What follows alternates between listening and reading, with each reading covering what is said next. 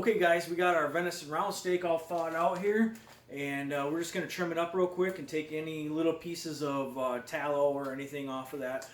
This stuff's pretty good. I usually trim this up real lean, just so when I can take it out of the package, when I do want to cook it, I can just cook it up quick or slice it up or make it into jerky. So we're just going to clean this up a little bit. Just going to open up this package here. These are my vacuum sealed packages that are excellent. I'm just going to lay this out on the cutting board. So as you can see, there's on the edge here of this piece, there's just a little bit of tallow, almost like a thin skin on there, and I like to take that off. Some people do, some people don't. I prefer to. It just gives you a better cut of jerky, venison jerky here. And see that piece there is completely lean. There's nothing on it except for meat, and that's where you'll get your best jerky out of a piece like that. So we're just gonna finish this pile up here quick, and I'll be right back with you.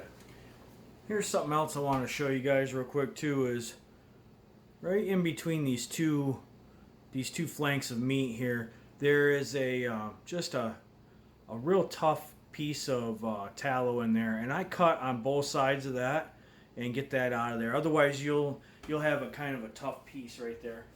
Now we want to take our lean venison round steak and cut it into strips. We want to keep it around a 1/2 inch piece so we can make them all uniform so they cook and smoke at the same time. So you don't have one real super small piece that gets done way ahead of the rest of them. So we're going to go ahead and cut these into strips right now.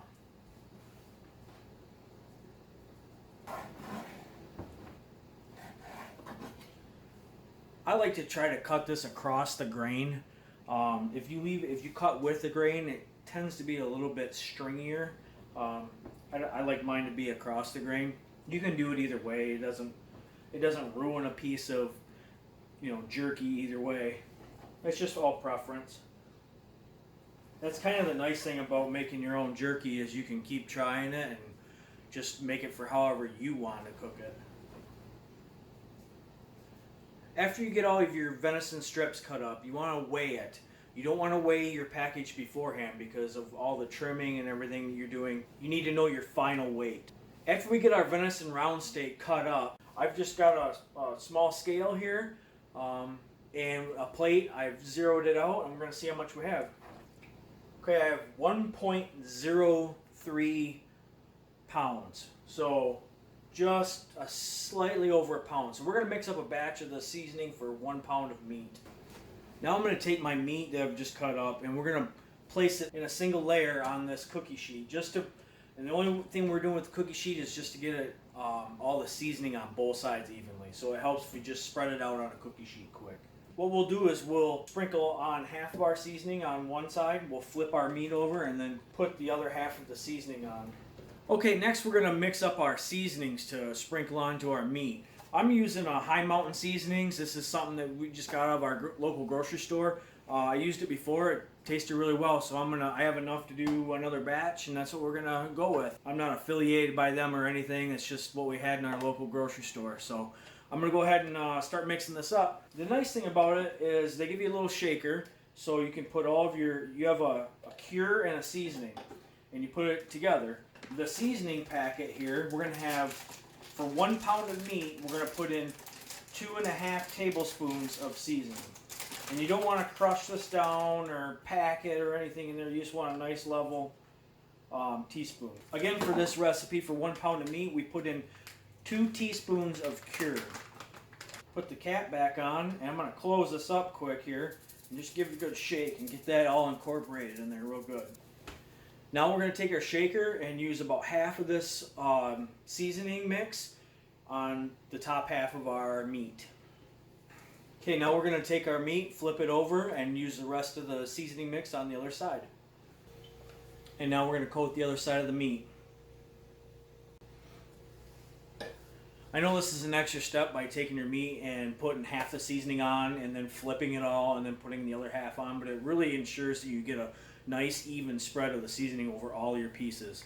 I've done it before just in a bag or in a bowl or something, and some of the pieces don't always get as much seasoning as some of the other ones. So this gives it a real nice even coat.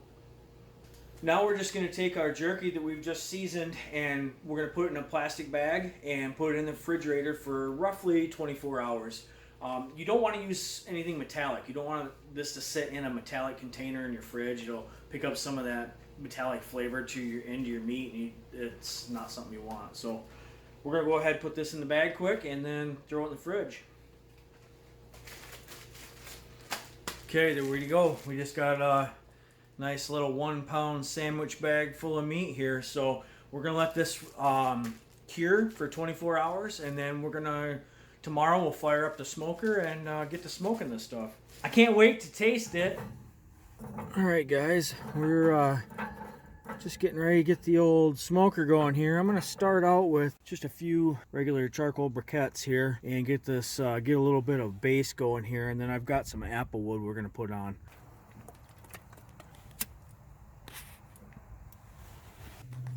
And we're going to shut this guy here too and let that warm up a little bit. Okay guys, we're just getting up to temp here. We're almost at, we're about at 200 degrees there. And we're going to smoke our meat at 200 degrees for roughly hour and a half, 2 hours. And we'll just keep checking it. Try to keep that 200 degree mark there. And what I wanted to show you guys quick here too is I got a few different kinds of wood that I'm using. I got some oak pieces right here, and that's what we're going to use to build our base of our fire with, basically, instead of using our charcoal. And then over here I've got apple wood, and that I use for, the flavor mostly. And then over here we've got maple. So the maple and the apple we use for flavoring. A little bit more harder wood with the oak. That helps with a solid base. So we're going to be using that today, and like I said, we want to keep our fire right about 200. So there's our fire. Got that guy going nice and good now, and I think we're going to put some meat on the grill here. Okay guys, you notice I used the grates that comes with the smoker. I put them on the top of the grill grates here, and that's just so I'm going to put my meat on top of this, and if I need to move this around, I can pick up the whole grate and say move it up top quick instead of trying to move every single piece of meat. So I'm going to leave a spot in here. I can just pick this whole grate up and we can spin it around and put it on there. So we're going to get to start putting our meat out. So we're just going to place our meat out nice and even.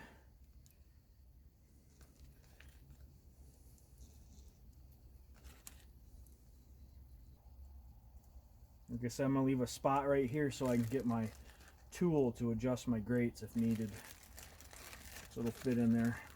So this meat will shrink up a little bit once the moisture gets dehydrated out of it. Just want to try to get an even amount on each tray, and there we go, just like that. I'm gonna go wash my hands quick guys, and I'll be right back. As you can see, with opening up our lid there, we lost about 50 degrees on it temperature, and we're gonna open this door up. And we lost most of our fire here too, but that's okay because we don't need it to get too hot. We'll throw a little bit of our maple on. And one other thing too is you want to try to get as much bark off as you can. I don't get every single piece of bark off, but I try to get most of it. So, and I'm going to throw a little bit of apple wood on there too to get some of that smoke going. And we're going to smoke this for, like I said, right about hour and a half to 2 hours. We just got to keep checking it. So we're going to shut that quick. And then we have a damper over here on this side. And I just shut it. I'm going to just crack it right now. Get a little bit of air movement in there. And then this side, we're going to choke this guy down. And we're going to regulate this temperature here. Just get it back up to that 200 degree mark and try to hold as steady there as possible. You don't want any spikes. That's the biggest thing, is you don't want it to go up to 350 and then back down to 150. You want to keep it as even as you can. So we're gonna smoke that, and we'll be back. Hey guys, it's been 2 hours now. We got our temp right about, I'd say 175. There we go, 175 or so. It just went down a little bit. I was out here about 15 minutes ago and checked it. Let's lift the lid here and take a look. Oh yeah, look at that. This stuff is just about perfect. Let's see if I can get a spot. I can just bend it for you a little bit. Oop, let's see. Try that again. Let's see if I can bend this for you just a little bit. Oh yeah, look at that. It's got that nice red color to it. And yeah, I actually tried a piece here just a minute ago and it's just about perfect. So we're gonna take this off now. We got some tongs here. And we're just gonna take this off the grill quick.